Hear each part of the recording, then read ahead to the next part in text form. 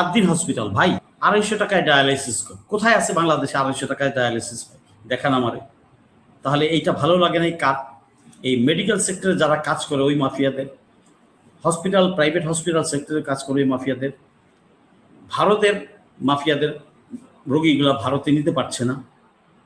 তো এখানে interested corner কারা কারা এটা আমাদেরকে বুঝতে হবে। আচ্ছা, রহমান সাহেব একা কি করবেন? আমাদের রক্তের মধ্যেই তো আমাদেরই তো চরিত্র খারাপ, আমাদের প্রতিটা মানুষেরই তো চরিত্র খারাপ। তারেক রহমান বা অথবা অন্য কোনো রহমান একা একটা চেয়ারে বসে কি করবেন?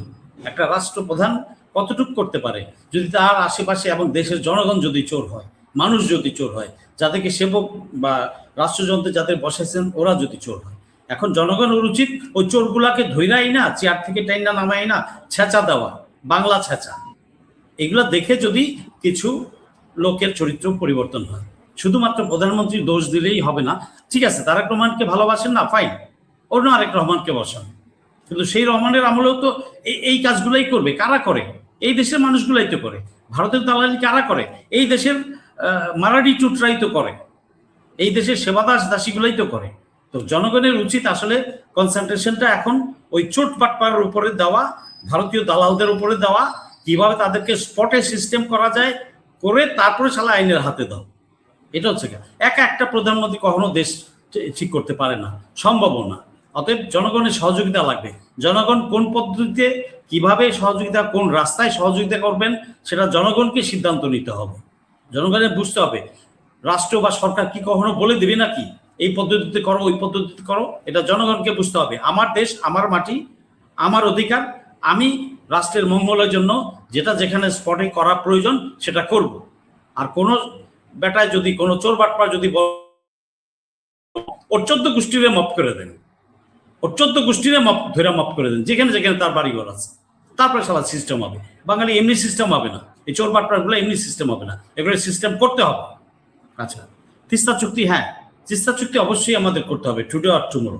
এখন যদি এই পর্যায়ে যদি নাই হয় এই ভিজিটে, বাট অবশ্যই আমি তারেক রহমানের প্রতি অনুরোধ জানাবো, আমাদের মাননীয় প্রধানমন্ত্রী, যে সুইটেবল টাইমে আপনি এটা তিস্তা চুক্তি কিভাবে বাস্তবায়ন করতে হয় করবেন।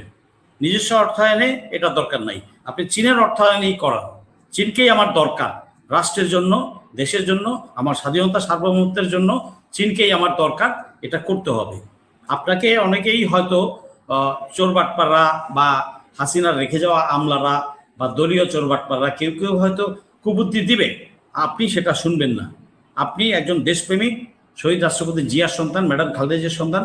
আপনি জানেন কিভাবে কোথায় কতটুকু কাজ করতে হয়। আপনি জানেন না তা না, আপনি মুখ বুঝে থাকেন, কথা বলেন না, মানে এই নয় যে আপনি বুঝেন না। আমি জানি আপনি সব বুঝেন, আপনি ধীরে ধীরে যাচ্ছেন, এটাও বুঝতে পারি, ভালো, গুড। কিন্তু একটা সময় এসে আপনাকে ময়লাগুলো পরিষ্কার করতে হবে।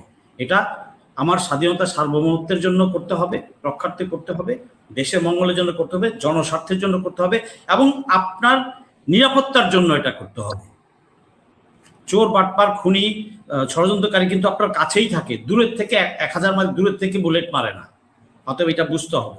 এটাই আমি আশা করবো যেন তারেক রহমান সাহেব এটা বুঝবেন এবং বিজ্ঞ লোকের মতো ওই মুন্সিয়ানা স্টাইলে উনি যথাসময়ে এটা করবেন, এটা আমি বিশ্বাস রাখি এবং তার প্রতি জোর দাবি রাখি যেটা আপনাকে করতে হবে। আচ্ছা, এটা জনগণের দাবি, সকলের দাবি, 18 কোটি মানুষের দাবি।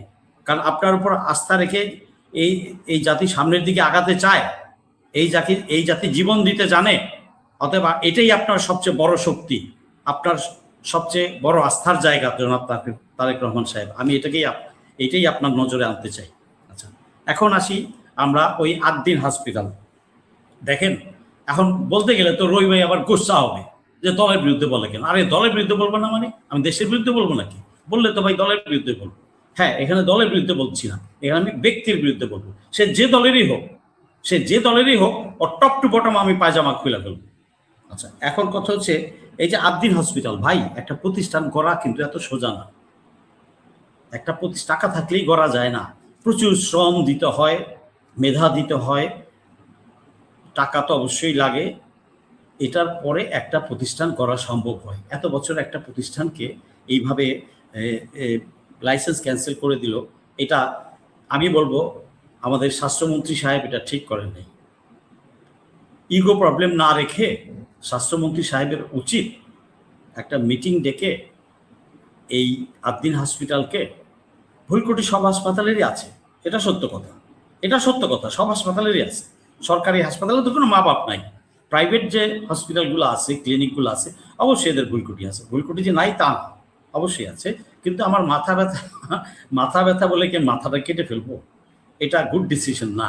এটা মানে কি বলবো, একটা ভালো বা বিজ্ঞ সিদ্ধান্ত না। আমি অনুরোধ করব এই স্বাস্থ্যমন্ত্রী সাহেবকে এটা করতে।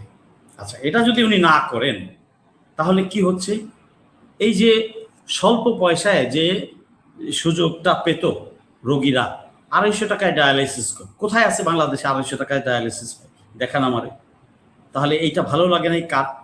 এই মেডিকেল সেক্টরে যারা কাজ করে ওই মাফিয়াদের, হসপিটাল, প্রাইভেট হসপিটাল সেক্টরে কাজ করে ওই মাফিয়াদের, ভারতের মাফিয়াদের রোগীগুলা ভারতে নিতে পারছে না। তো এখানে ইন্টারেস্টেড কর্নার কারা কারা, এটা আমাদেরকে বুঝতে হবে। আচ্ছা, এখন স্বাস্থ্যমন্ত্রী সাহেব, আপনি যদি এটা না করেন, রিভিউ না করেন, তাহলে কি হবে?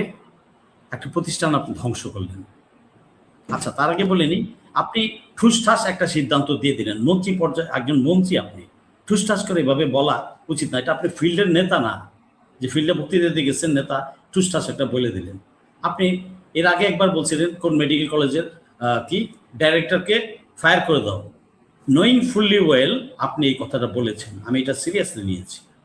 আপনি জানেন পরিচালক একজন ব্রিগেডিয়ার, তার মানে আপনি অ্যান্টি আর্মি ফিলিংস শো করেছেন। আপনি দেশদ্রোহী, এই কথার কারণে আপনাকে আমি দেশদ্রোহী বলবো। আপনি ভারতের পারপাস সার্ভ করার জন্য এই কথাগুলো বলেছেন। এটা তো উচিত হয়নি। এটা তো বাচ্চা ছেলে, একটা পাতি নেতা বলতে পারে এরকম কথা। আপনার মুখে তো বানান, আপনি একজন ভেটারান নেতা। এবং আমরা জানি, আমরা বিশিষ্ট কয়েকজন লোককে খালি ভারতের দালাল বলি। আপনিও কিন্তু 22 সাল থেকে 24 সাল পর্যন্ত কয়বার ভারতে গেছেন এটা কিন্তু আপনার পাসপোর্টে আছে, অথবা জনগণ জানে। অতএব আপনাকে খোঁচানোর জন্য, আপনাকে নতুন করে আবার আপনার ফেসটা ল্যাংটা করার জন্য আপনি নিজেকে সুযোগ করে দিবেন না। আপনার বুঝতে হবে আপনি যা করছেন না করছেন অতীতে ভালো কথা, আপনার রাজনৈতিক ক্যারিয়ারের নরসিংদীতে কয়টা খুন খারাপি করছেন সেটা ভালো কথা। আপনি এখন চেয়ারে বসছেন, জনগণের জন্য কাজ করবেন, দেশের জন্য কাজ করবেন। ওই গরিব রোগীর চিকিৎসার টাকাটা কি আপনি দিবেন? কেউ দেয়? উনি ঢাকা সবগুলা সরকারি মেডিকেল কলেজের হাসপাতালগুলাতে উনি ব্যবস্থা কেন উন্নয়ন করছেন না? ফ্লোরে শুয়ে আছে, ইভেন সিঁড়ির নিচে শুয়ে আছে রোগী। আমি তো গেছি, কয়েকটা সরকারি মেডিকেলে গেছি, রোগী দেখতে গেছি, জুলাই যোদ্ধাতে আহত যোদ্ধাদের দেখতে গেছি, এরপরও রোগী দেখতে গেছি, আত্মীয়স্বজন দেখতে গেছি, আমি তো দেখেছি। কিন্তু আমাদের এই যে হর্তাকর্তারা যারা বসেন না চেয়ারে, তারা সবই জানে, সবই বুঝে, চোখ বুঝা থাকে, ওই দিকে কেউ নজর দেন না। আরে ভাই, ওই দিকে নজর দেন, এই প্রাইভেট মেডিকেল কলেজ হসপিটালের পিছনে কেন লাগছেন? আবার বলেছেন যে কি আমি তো মেডিকেলের কি আমি তো হসপিটালের লাইসেন্স ক্যান্সেল করছি, মেডিকেলটা ক্যান্সেল করিনি। আরে ভাই, আপনি মন্ত্রী সাহেব, আপনার তো এটা জানা উচিত যে একটা মেডিকেল কলেজের পারমিশন বা লাইসেন্স একটা অ্যাসোসিয়েটেড বা মানে রিলেটেড হসপিটাল ছাড়া দেওয়া হয় না। এটা তো জানা কথা, এটা সাধারণ মানুষই জানে, আপনি কেন জানেন না? অতএব আপনার ভুলকুটি আছে, আমি বেশি বলতে চাই না, আপনার ভুলকুটি আছে। এই রোগীগুলা যাতে ভারতে না যায়, আপনি ভারতমুখী যদি আবার রোগী হয়, এর দায় দায়িত্ব আপনার উপর বর্তাবে। আপনি স্বাস্থ্যমন্ত্রী, কিন্তু এর দায় দায়িত্ব আপনাকে নিতে হবে। আমার দেশে বিদেশ থেকে রোগী আসবে সেই ব্যবস্থা করেন আপনি, তাহলে তো বলবো আপনি সাকসেসফুল স্বাস্থ্যমন্ত্রী। আপনি সেটা করেন। বিদেশ থেকে পড়তে আসছে 350 ছাত্রছাত্রী, আপনি এদের ভবিষ্যৎ নষ্ট করতেছেন কেন? দেশের ইমেজটা কোথায় থাকে? কিছু জিনিস বুঝতে হবে। খালি রাজনীতি করলেই হবে না, দলীয় স্লোগান দিলেই খালি হবে না, নেতার পূজা করলেই হবে না। আর দেশের পূজা করেন, আগে দেশের পূজা করেন, এগুলা বুঝতে হবে। আমাদের শিক্ষা ব্যবস্থার দুর্নাম এমনি, রিকগনিশন এমনি বাইরে নাই। অতএব এই জিনিসগুলো তো বুঝতে হবে আপনাকে। মেডিকেল সেক্টরে আপনাকে মানে যথেষ্ট উন্নয়ন সাধন করতে হবে এই 5 বছরে। আপনি যদি মন্ত্রী থাকেন তাহলে এই 5 বছরে চ্যালেঞ্জ নিয়ে আপনাকে পজিটিভ কিছু দেখাতে হবে, সেটা আমরা আশা করি আপনার কাছ থেকে। আপনাকে ওই ট্যাগিং দিবে, ওই ট্যাগিং দিবে, এই ট্যাগিং ভাই দেওয়া এই জাতির বন্ধ করতে হবে, 1 নাম্বার। আর 2 নাম্বার হচ্ছে যারা যারাই সরকারে বসেন, সরকারে থাকেন, তাদেরকে একটু ভালোভাবে দেশপ্রেমিক হয়ে, জনদরদী হয়ে মানুষের জন্য কাজ করতে হবে। কেন ভাই এই যে 7টা বছর 6টা বছর পড়াশোনা করছে ছাত্রগুলা, এদের ভবিষ্যৎ খাচ্ছেন কেন? আপনি হসপিটালে পারমিশন দিয়ে দেন, তাকে একটা ফিনান্সিয়াল পেনাল্টি দেন। বাংলাদেশের কোন প্রাইভেট হসপিটালে গত 20 বছর যাবৎ রোগী মারা যায় নাই, শিশু মারা যায় নাই? তাহলে মাথা ব্যথা হয়েছে, মাথা কেটে ফেলে দেবেন আপনি? এটা there are many systems, there are many ways to punish someone. আপনি হ্যাঁ অবশ্যই পানিশমেন্ট দিবেন, আমি বলি না পানিশমেন্ট দিবেন না, অবশ্যই আপনি পানিশমেন্ট দিবেন, কিন্তু এমন পানিশমেন্ট দিবেন যাতে ওই হসপিটালেরও শিক্ষা হয় তাদের ভুলভ্রান্তির জন্য, এবং বাংলাদেশে বিদ্যমান এবং ভবিষ্যতে যেগুলো উঠবে এদের সবার জন্য একটা কঠোর যাতে শিক্ষা হয়, যাতে আর কেউ এই ধরনের কোনো ভুলভ্রান্তি না করতে পারে। হ্যাঁ, তারপরেও যদি একটা মৃত্যু ঘটবে না তা না, মৃত্যু তো আল্লাহ তাআলা দেন, বাট আমাদের চেষ্টা করতে হবে আমাদের সিস্টেম, আমাদের ব্যবস্থাপনা যাতে সঠিক থাকে, তারপরে মানুষ মেনে নেবে। এখন এখানে তো আপনাকে বুঝতে হবে অনেক কিছু। একটা রাষ্ট্র চালানো বা একটা মন্ত্রণালয় চালানো বা একটা সিস্টেম চালানো তো চারটিখানি কথা না, আপনাকে সব কিছুই বুঝে শুনে কাজ করতে হবে। আশা করি এই আমাদের মাননীয় স্বাস্থ্যমন্ত্রী এ ব্যাপারে তার যে গোঁড়ামি বা ইগো বা গোস্বা, এগুলা সব কিছুর ঊর্ধ্বে উঠে আপনি এখন মানুষ জনদাবিটা কি উঠছে আপনি দেখতে পাচ্ছেন না? জনদাবিটা কি, জনগণ কি চাচ্ছে, জনগণের পালস বুঝেন না? শুধু প্রতিষ্ঠানের পক্ষে না, ওই প্রতিষ্ঠানকে আমি চিনিও না মালিক টালিককে, আমি কারো প্রতিষ্ঠানের দালালি করব না, আমি দেশের দালালি করব।